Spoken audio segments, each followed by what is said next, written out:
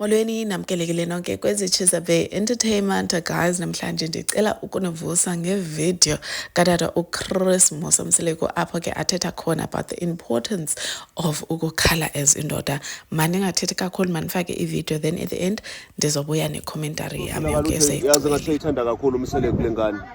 Sekunenkinga. Yenziwa indoda leyo. Yenziwa indoda. Uma ngabe indoda ingayenzanga leyo nto, ngabe kurani, ngaba yikho. Ngeke uzokwazi ngisho uyigeza manje ingane yakho. So we must make sure ukuthi we defend ubudoda ngezinto esizenzayo. Uyazi ngeke ngavakashelwe enye indoda. Uyabona ngikhale kakhulu lapha ku TV. Amadoda akakhali, akafuni ukukhombisa ukuthi ayazwela anepain, akakhombisa. Kanti ngesikhathi enza njalo ayacabanga ukuthi yazi lo nkosikazi avela ambulale nezingane. Instead of ukukhala. Yes, kufanele sithole indawo eyethu ephephile, esafe, yokukhalela. Siyokhuluma kuyona ukuthi naku ngigilo nkosikazi wapha. Yabona into engomfundisi ubatha avibalekile.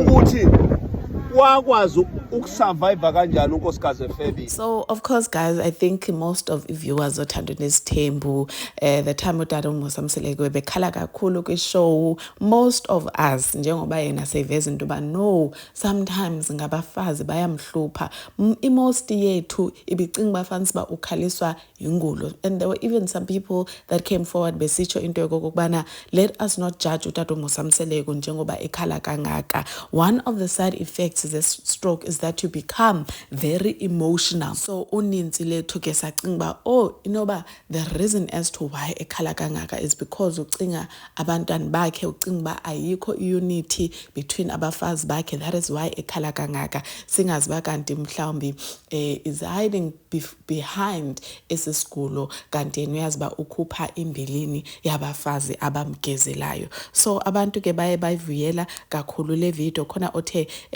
indoda kodwa uMseleko sebengatsho abantu abakuthandayo umnomzana lo baba inkunzi lena.